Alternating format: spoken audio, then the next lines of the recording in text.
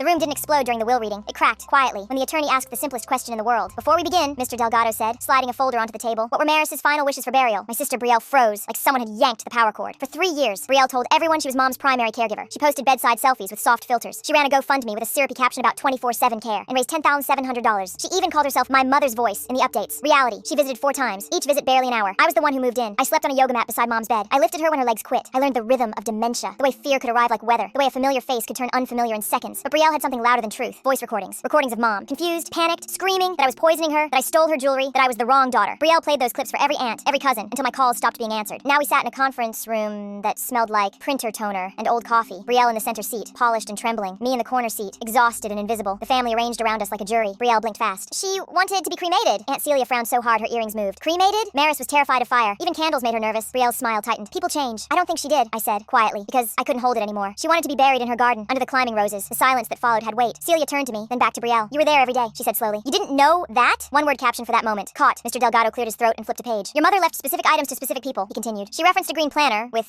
instructions. Ms. Brielle, you have it?" Brielle nodded too quickly. "Of course. I just didn't bring it. That's fine," he said pleasantly. "We'll do it from memory." He tapped the paper. "The wedding ring. Who did she want to receive it?" Brielle opened her mouth, then stalled. "She wanted it to stay in the family." Mr. Delgado didn't move. "Which family member?" Brielle's eyes twitched. "I don't remember exactly." Cousin Tarek leaned forward. "You spent 2 years by her side. You can't remember who gets the ring?" Brielle's cheeks flushed. There was a lot happening. Mr. Delgado nodded once, as if making a quiet note in his head. "Medication regimen?" he asked. "Several relatives requested it for their own elder care planning." Brielle brightened. "Safer ground. Blood pressure meds, memory meds, and anti-anxiety for sundowning." Uncle Vaughn tilted his head. "Maris had a bad reaction to those, didn't she? I heard it was stopped." All eyes slid to me. "We stopped after 2 days," I said. "It made her hallucinate. She never took it again." Brielle's jaw flexed. "Maybe I'm misremembering," Aunt Celia asked softly now. "Physical therapy? Did it help her walk?" Brielle nodded hard. "Yes, she made real progress." My stomach dropped. Mom hadn't walked in 8 months. I carried her to the bathroom every day. My shoulders still felt it. Celia's expression changed, like a curtain lifting. "Brielle, what was her doctor's name?" Brielle tried. Failed. I'm blanking. "Dr. Rahman," I said. "Geriatrics. House calls every Tuesday at 10 Alamo." The room went still in a different way. Less tense, more certain. If you've ever been scapegoated by someone holding a microphone, type one word. Enough. Mr. Delgado folded his hands. "One more item," he said. "Hospice required visitor logs. I requested them for the estate file." He slid a sheet across the table. "Brielle Klein, 4 visits. Longest, 61 minutes. Then another sheet. Leah Klein, 13,980 logged care hours." Aunt Celia's hand flew to her mouth. Brielle began shaking, tears springing up like they could wash the numbers away. "I still loved her. I was busy." "There's more," Mr. Delgado said gently, and opened his briefcase. He removed several photocopied pages. "Your mother gave me these from her planner for safekeeping." He read, "Brielle came today. She thinks I won't remember, but sometimes I do. She leans close and tells me my pills look different. She asks if Leah is stealing. And then she pulls out her phone and records after I get scared." Brielle went white. Mr. Delgado kept reading, voice steady. "She makes me afraid on purpose. She wants me to say bad things about my baby. My mind is broken sometimes, and she uses the cracks." Aunt Celia lowered her hand. Her face didn't show anger first. It showed disgust. "You made her worse," Celia said. "You used her fear like a tool." Brielle lurched to her feet. "She had dementia! She didn't know what she was writing." "2 physicians confirmed capacity during lucid periods," Mr. Delgado replied, calm as a metronome. Brielle looked around the room, searching for a single sympathetic face. She found none. She contested the will. She lost. And on a quiet morning a week later, we buried Mom exactly where she asked, beneath the roses she planted before her memory started slipping, in soil that still felt like home.